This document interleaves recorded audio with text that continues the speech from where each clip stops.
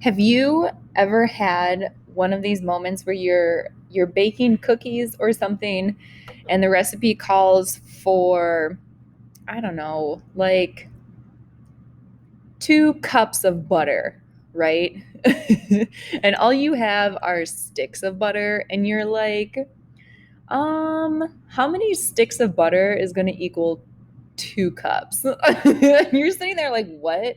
And then you're like, well, maybe the sticks of butter has some information on it that like it could help me figure this out. And you look at the stick of butter, and the stick of butter is measured in tablespoons.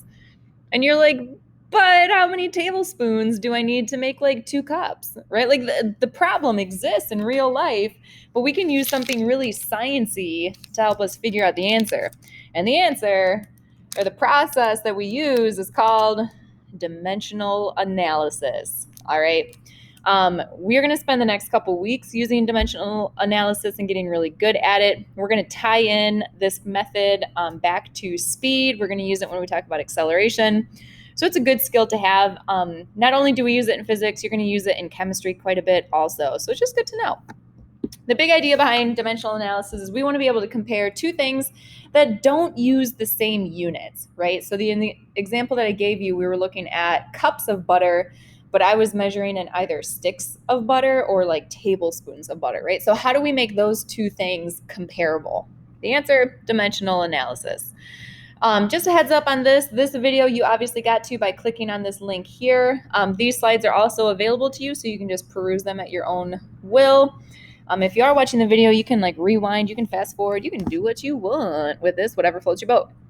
All right, so let's get into it. What exactly is dimensional analysis? Like I mentioned, it is a method that we can use that allows us to convert one unit into a different unit. The reason being, so we can compare them and figure out, what's the same, or if one is bigger than the other, things like that. Example problems that we might run into using dimensional analysis would be questions like, how many feet are in 5 miles? How many tablespoons are in 1 cup? That's like the butter example with baking. What is 2 meters, but in feet, right? Questions like that, we can use dimensional analysis to help us. Here's another really good example problem.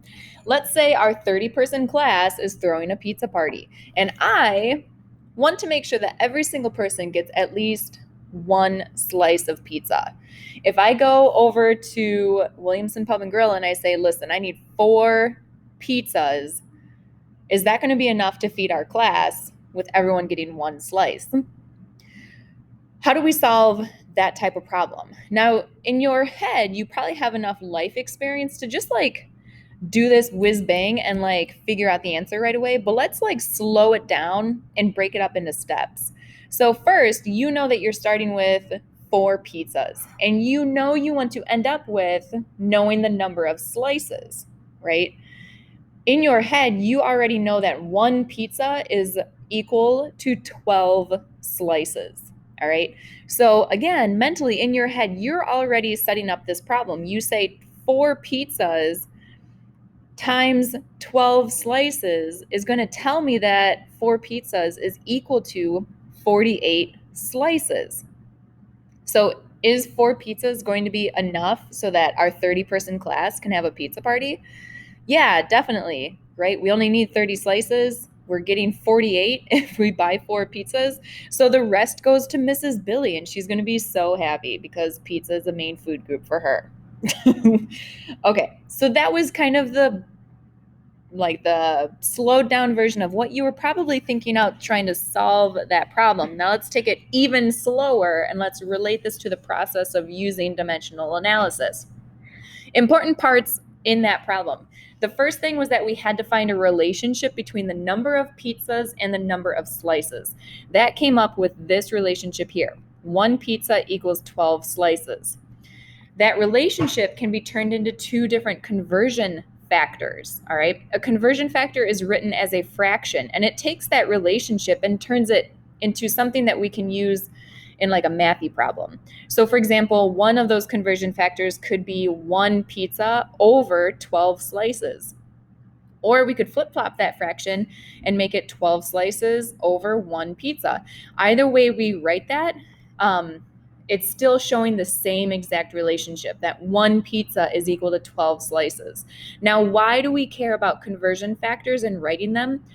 Well, eventually we have to choose one of them to kind of plug into this, I call it like a puzzle, right? One of them to plug in that when we cancel out certain units, we're left with the unit we want to solve our problem with. So if I started with 4 pizzas, I want to cancel out that unit pizza so that I end up with slices. So if pizzas is on top here, I want pizza on the bottom here. So I'm going to choose this conversion factor, 12 slices on top, 1 pizza on bottom. Then I cancel out my pizzas. So I'm no longer using the unit of pizza. I have now converted it into the units of slices. Then all I have to do is multiply the tops of my fractions. 4 times 12 gives me my final answer, 48 slices of pizza. Woo! Take 10 seconds to just like let that sink in. I know it's a little bit weird to see stuff written out like this that you're so used to just mentally doing in your head. Maybe you picture the different pizzas in your head. Maybe you picture the mathy part of it like this in your head. Let's get into some different problems where it would help to write things out like this. We're going to use dimensional analysis to solve the following problems. This is what's called a conversion table. You might see this pretty frequently over the next couple of weeks. These are just different relationships that we know to exist. You can find this on Google. You might automatically know it because you have life experience and you somewhere in your life needed to know these things. Whatever. Conversion tables are helpful when we're using dimensional analysis. So let's look at the first problem. It says a runner competed in a 5-mile run. How many yards did she end up running? So think to yourself, what am I starting with and what do I want to end up with? So I'm starting with the unit miles and I want to end up in yards. So what is the relationship between miles and yards? Using that conversion table, I find out that 1 mile is equal to 1,760 yards. So how do I take that relationship and turn it into conversion factors? Well, there's 2 options only. In the first one, I can have miles on top, yards on bottom. Or if I flip-flop it, my other option would be to have yards on top and miles on bottom. If I want to actually solve this problem, if I want to actually take miles and turn it into yards, look at how I set that up. I'm starting with 5 miles. That comes from my word problem. I'm going to put that over the number 1. Notice that number 1 has no units. Okay, if you have just a whole number and you want to turn it into a fraction, you put it over 1 and you just leave it alone, okay? Because anything divided by 1 is itself, so we can do that. Then I'm going to multiply by a conversion factor that helps me to cancel out the unit miles, right? I don't want to use miles. I want to turn it into yards. So I'm going to choose the conversion factor that has miles on bottom, yards on top. I can cancel out those units miles. I'm left with yards. Now to do the math, I'm going to multiply the tops of my fractions. So 5 times 1,760 gives me 8,800 yards. So whoever was running this race ran 8,800 yards. That's a lot of yards. All right, let's go into another problem. Let's say you finish off a nice meal with a slice of pound cake for dessert. A pound cake is like, the recipe for it is like a pound of butter, a pound of sugar, a pound of flour, like a pound of everything. That's why they call it a pound cake. But what would the name of that cake be if we were to switch it to ounces? Well, I don't think we would call it a 1-ounce cake. I think it would be different. So what would that end up being? Again, ask yourself, what am I starting with? What do I want to end up with? I'm starting with pounds. I want to end with ounces. So what's the relationship? Using that conversion table, I look for the relationship between ounces and pounds, and I see it right here. 16 ounces is equal to 1 pound.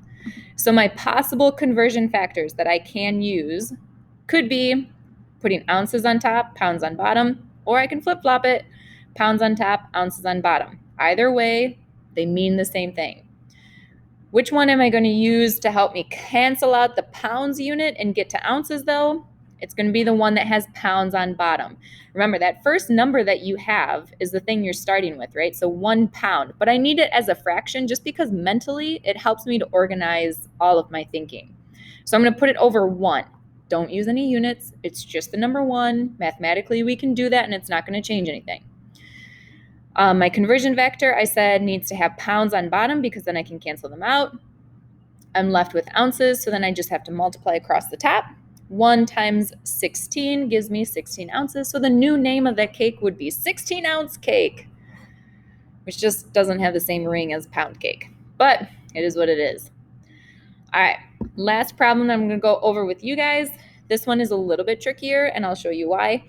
In the Tour de France, cyclists ride 3,653.6 kilometers in 20 days. And you're probably thinking to yourself, like, Mrs. Billy, I don't know what kilometers means. That's not something that we use here in the United States. So, like, is that far? Is that a lot? I don't know. Well, let's turn it into miles, and maybe that will give you a better perspective. So we're starting with, we're starting with, what are we starting with? Kilometers, and I want to end in miles. So I look at my conversion table and I find out that the relationship is that 1 mile is equal to 1.6093 kilometers. So 2 different conversion factors. You guys know it by now. I write them as a fraction. I can flip-flop the units however I need to help me cancel out kilometers so that I end up with miles. Look at how I set that up. I started with my 3,653.6 kilometers. I put it over 1 because mathematically I can do that and it's not going to change anything, times my conversion factor. Kilometers is on bottom, so I can cancel them out. Miles is on top because that's what I want to turn it into. Now, when I go to do my math here, you have to be careful, all right? And this is where just working with fractions and knowing fractions is really helpful.